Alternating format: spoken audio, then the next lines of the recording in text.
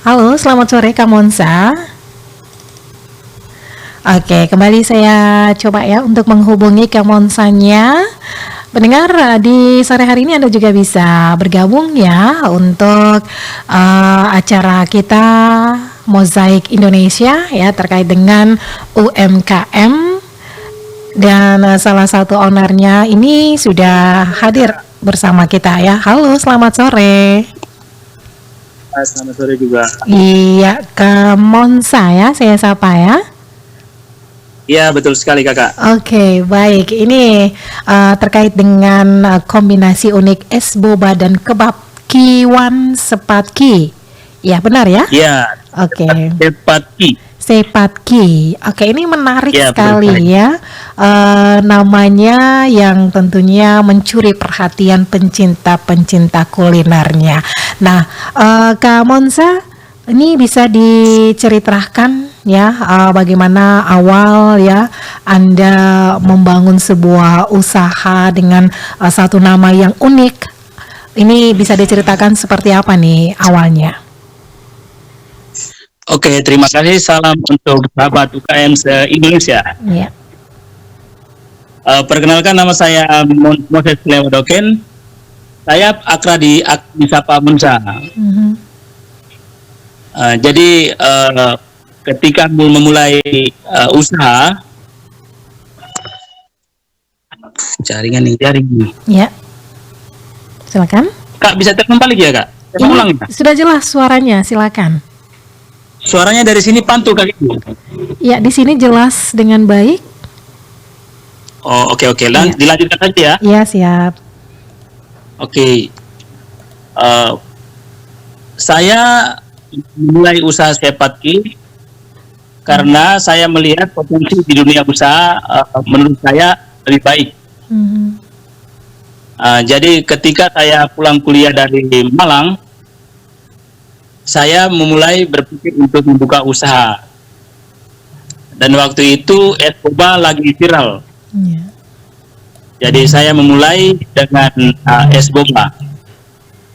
Tetapi setelah berdiskusi dengan beberapa teman-teman, ternyata usaha kuliner yang sering disupport adalah usaha-usaha yang bergerak di kuliner dalam bidang makanan lokal. Baik. Nah, dari sini bertentangan dengan ide bisnis saya, yaitu bukan minuman kekinian atau es boba. Nah, dari sana saya berpikir bahwa bagaimana cara saya supaya minuman kekinian ini bisa berkolaborasi dengan makanan lokal. Dari sana saya ketemulah kacang hijau.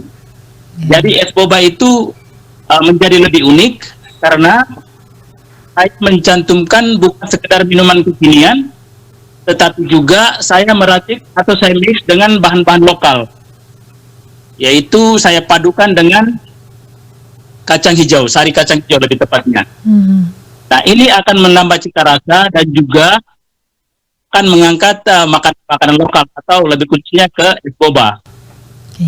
Jadi di sini ketika teman-teman mengajari Sepatki atau di es boba, teman-teman sudah membantu para petani kacang hijau yang ada di Adonara Timur. Seperti itu Kak Ibu, untuk bobanya. Baik, oke. Ini inspirasi yang menarik ya di balik kombinasi unik es boba dan kebab kiwan begitu ya. Nah, untuk namanya sendiri nih Sepatki, ini apa punya arti atau makna nih Kak Mosan? Oh, siap.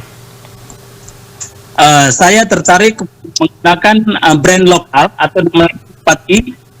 Saya tertarik dengan brand-brand besar seperti McD, KFC, bisnis franchise. Dan terkadang kita lebih senang ketika berada di KFC atau di McD begitu. Dan kita foto-foto dan di sana kita sedang mempromosikan brand-brand luar begitu. Dan terkadang kita sendiri tidak paham apa itu KFC, apa itu brand besar yang lain. Nah, dari sana saya terinspirasi, apa salahnya saya akan membawa brand lokal yang saya beri nama Sepatki yang artinya singgah dulu atau mampir dulu, begitu Kak Ibu. Itu bahasa Mahawat. Bahasa Khususnya di Adonara. Oke. Mampir dulu, singgah dulu begitu ya bahasa Adonara ya. Betul sekali. Oke, ini menarik nih. Nah, sejauh ini bagaimana perkembangannya? Apakah sudah banyak yang mampir, singgah dulu untuk bisa mencicipi es boba dan kebab Ki ini? Oke, jadi mulai itu tepatnya di tanggal 29 April tahun 2021. Jadi waktu itu saya berjalan 1 tahun. Saya buka di Adonara yang pertama. Setelah itu saya bikin cabang lagi di Kupang, tepatnya di Oebobo. Setelah itu saya buka cabang yang ketiga, yaitu di Jogja, di Selokan Mataram. Setelah itu dalam tahun yang sama saya buka lagi di Lantuka. Dan kenapa saya bisa mau membangun jaringan Sepati ini keluar? Karena yang pertama saya ingin mengupkan brand saya. Yang kedua, saya ingin mengenalkan minuman saya, boba ini, ke khalayak umum. Karena saya bisa buka cabang karena terinspirasi bahwa di sini ternyata banyak pecinta minuman kekinian, begitu Ibu. Oke, ini menarik sekali ini Kak Monsa ya. Ini sudah ada 3 cabang ya untuk usaha ini ya. 4 cabang. Ibu. Jadi di Adonara, Larantuka, Kupang, sama Jogja. Luar biasa. Nah, bagaimana dengan... Tapi ada tantangan lagi nih Bu. Nah, ini yang mau menjadi pertanyaannya, tantangannya. Sebelum ke tantangannya, ini kita ingin tahu dulunya budgetnya seperti apa nih, persiapan awal, kemudian bagaimana untuk merekrut ya tenaga agar bisa menjalankan usaha tersebut nih, Kak Monsa, sorry. Oke, siap. Jadi yang pertama itu karena saya seorang sarjana, saya pulang ketika membuka kedai dan saya jualan es boba, ini menjadi tantangan tersendiri. Karena saya sebagai seorang sarjana, kenapa saya jualan es begitu? Nah, jadi untuk modal awalnya memang modal pertama adalah niat saya untuk membangun usaha. Jadi karena sudah ada niat, modalnya itu menjadi ada. Yaitu saya pinjaman bank, Kak Ibu. Baik.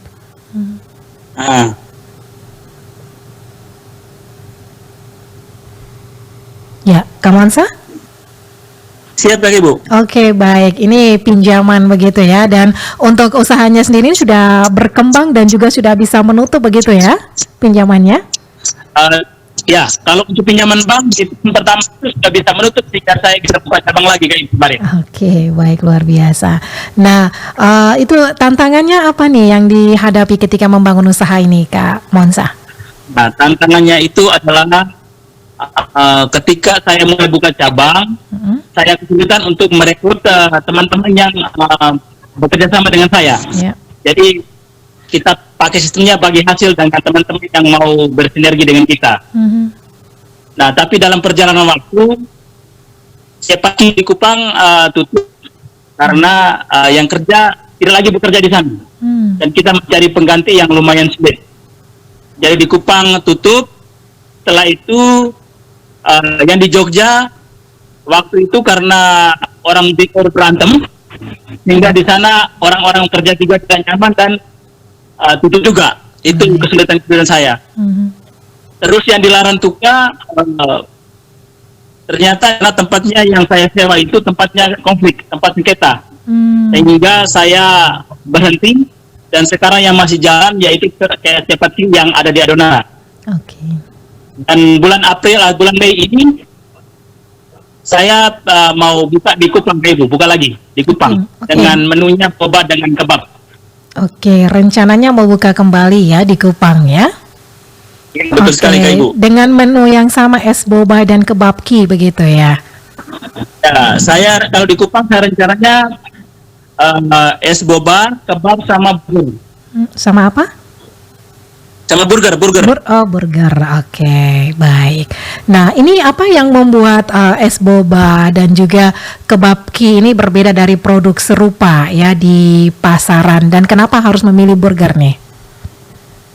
Oke, jadi gini Kak Ibu, untuk sementara burgernya belum berjalan, tetapi yang saya jalankan sekarang adalah boba dengan Kebab. kebab. Mhm.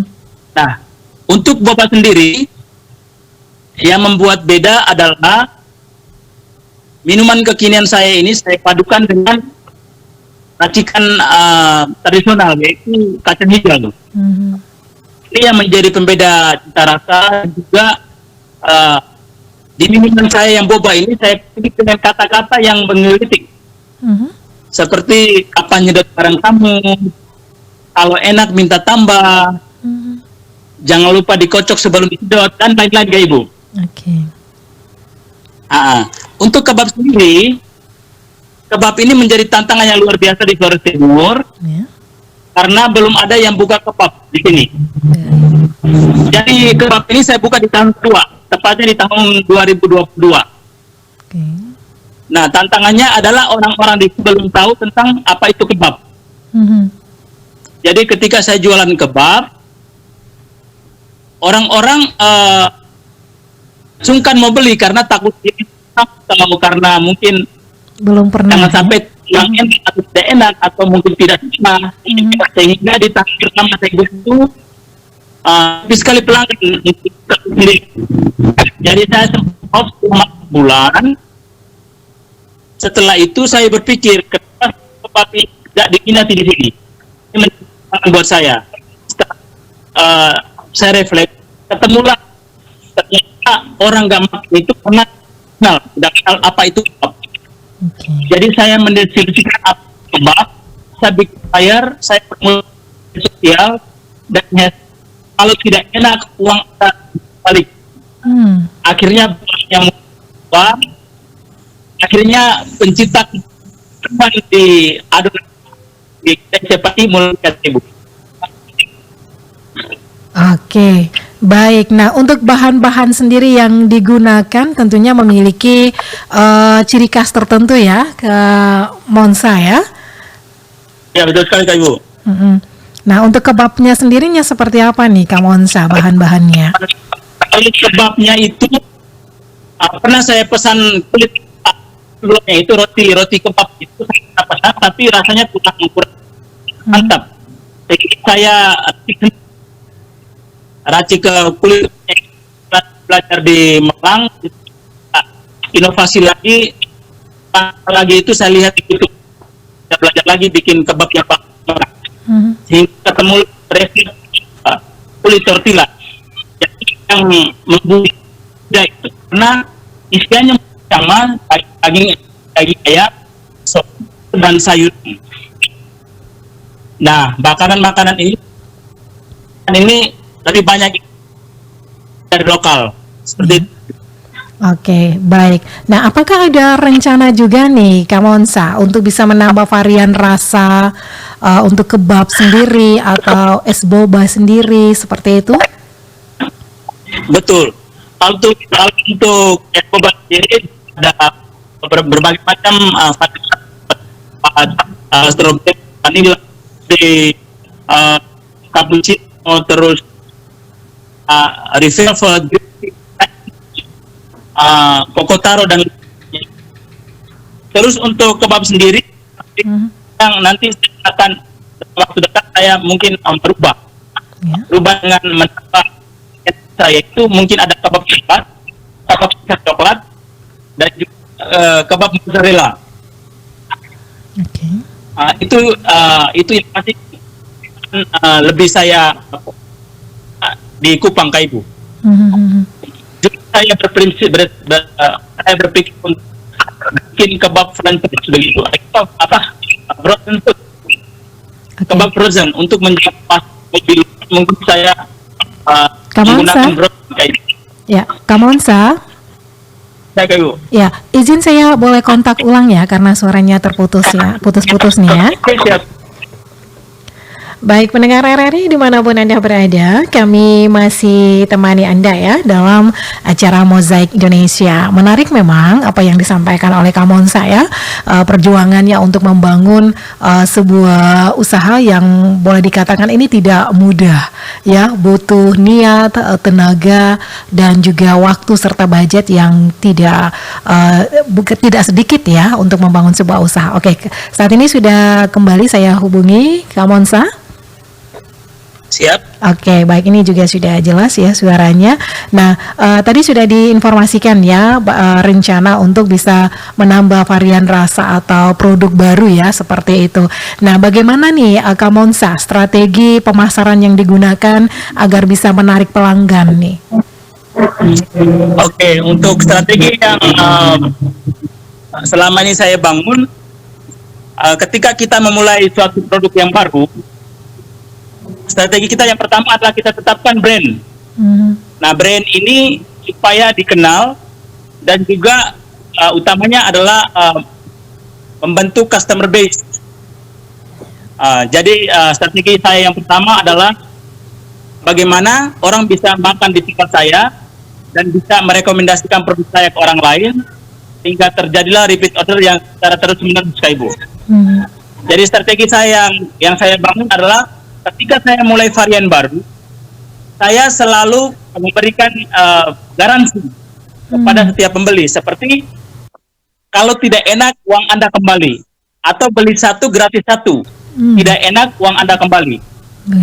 Nah, tujuannya adalah kalau saya membeli produk di Sepati dan kalau tidak enak, ini saya tidak kehilangan uang saya begitu. Nah, tetapi ini sebenarnya cuma manis dalam marketing. Bahwa terkadang sebagai orang timur kan kalau tidak enak pasti tetap bayar, tetap bayar. Kayak gitu. Tetapi saya ingin meyakinkan customer saya bahwa saya memberikan garansi kepada mereka 100% sehingga mereka bisa percaya dengan produk saya begitu. Oke, ini luar biasa ini cara untuk menarik pelanggan begitu ya. Betul sekali. Oke, baik Kamonsa, ini untuk pengolahannya sendiri nih apakah langsung dibuat oleh Kamonsa sendiri atau ada tenaga khusus nih? Untuk kebabnya saya sendiri saya bikin dan kebetulan dibantu sama ibu saya atau teman hidup istri saya, Kak Ibu. Iya, baik.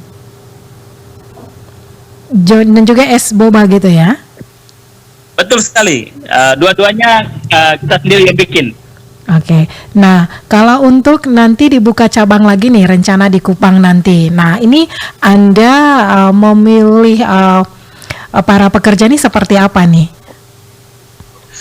So, untuk Kupang sendiri saya rencananya mungkin untuk pertama saya sendiri yang kelola. Setelah mungkin sudah bagus karena saya punya target. Targetnya kalau misalnya kebabnya satu hari sudah 30 pieces, burgernya 30 pieces, dan bobanya 20 pieces, berarti saya buka cabang lagi, Kak Ibu. Tujuan saya adalah saya ingin membangun sebuah franchise dengan brand Sepati. Jadi impian saya di masa depan adalah saya membangun cabang-cabang yang bisa saya jual franchise-nya ke orang-orang, begitu, Kak Ibu. Oke, nah untuk target pasar utama dari Sepatki ini sendiri apa nih? Target pasarnya itu kalau saya target pasarnya lebih ke kaum milenial dan Gen Z. Karena di usia mereka ini mereka senang dengan suatu produk yang kekinian dengan cita rasa yang enak dengan tampilan yang bagus gitu, Kak Ibu.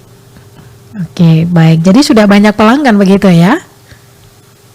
Untuk sementara bagi saya luar biasa karena setelah Sepati di Larantuka sudah buka, sudah tutup, tetapi pelanggan-pelanggan saya yang dari Larantuka pujian sampai sekarang masih menikmati kebab dari Sepati. Kadang mereka ke sini dan kadang saya kirim. Oke, jadi ini walaupun juga di sana ada di sana. Jadi ini juga sudah tersedia di platform online begitu ya, atau sistem pemesanan khusus begitu ya?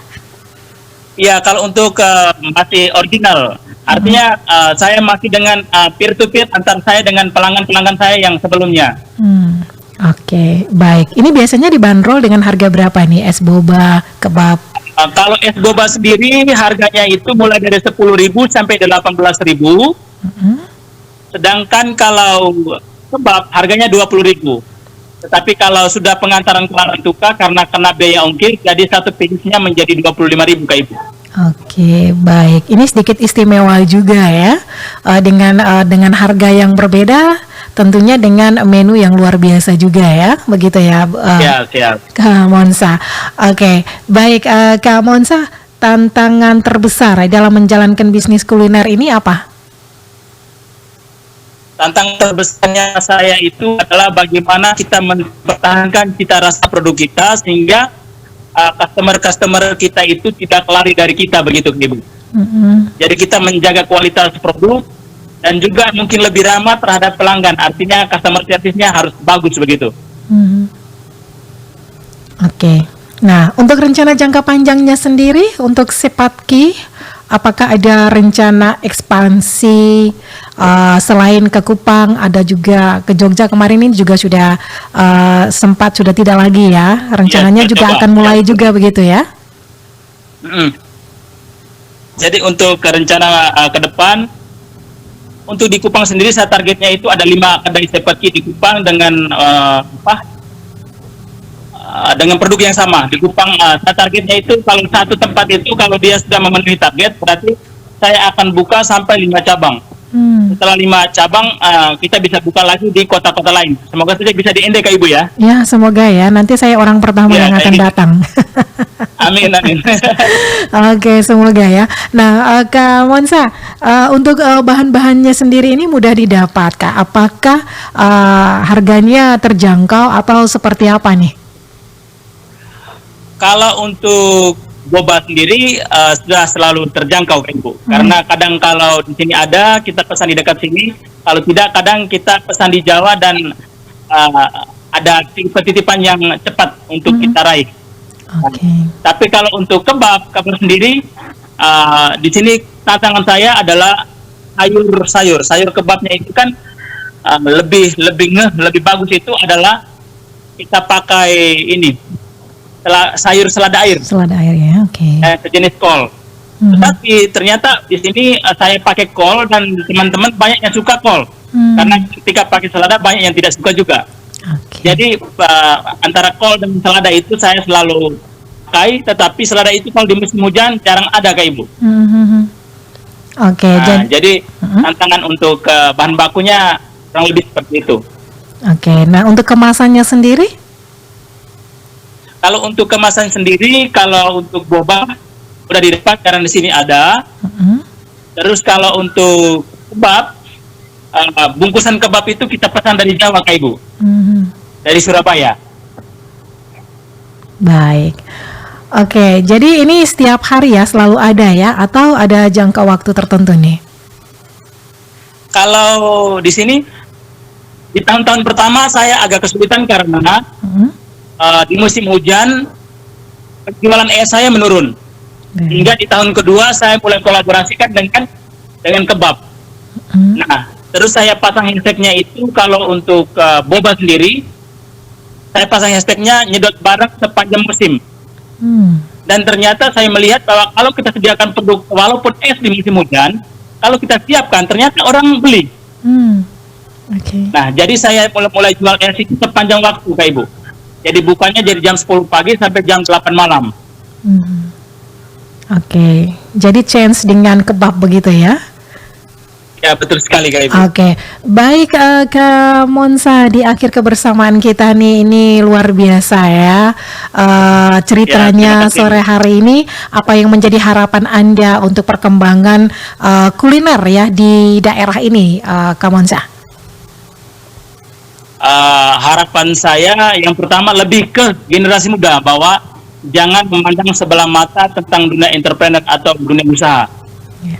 atau dalam dunia UMKM. Ayo kita kembangkan dunia UKM sehingga kalau kita mengembangkan dunia UKM dan kita mempekerjakan orang berarti kita sudah memberantas pengangguran dan terjadi peningkatan penghasilan sehingga kita lebih produktif begitu Kak Ibu. Mhm. Oke, baik. Itu saja ya. Siap. Mungkin harapannya adalah tetap berdoa untuk Cepatki agar Cepatki bisa hadir di kota Anda begitu. Oke, siap untuk menanti ya kehadiran usaha UMKM yang kekinian ya, khusus untuk anak muda Cepatki untuk hadir di kota Ende ataupun di mana saja ya cabangnya. Jadi sukses terus untuk Kamonsa untuk usaha UMKM-nya.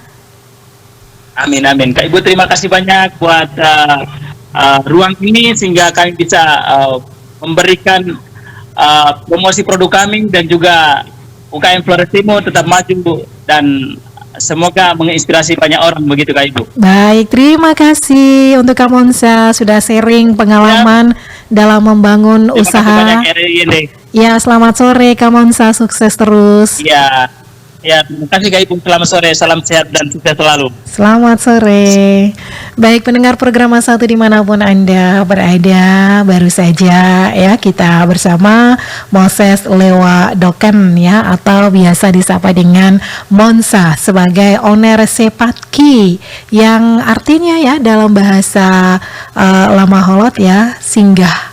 Oke, jadi yang mau merasakan enaknya es boba dan kebab kiwan Cepatki ya, silakan ya ketika Anda berkunjung ke Larantuka ataupun ke Adonara, Anda bisa singgah di Cepatki, jago bikin bahper. Menarik ya. Saya penasaran ya, semoga bisa kesampaian juga nanti ke sana ya. Oke, kami akhiri pendengar kebersamaan kita dalam Mozaik Indonesia spesial UMKM ya. Sore hari ini laris manis, kombinasi unik es boba dan kebab kiwan Cepatki yang curi perhatian pecinta kuliner.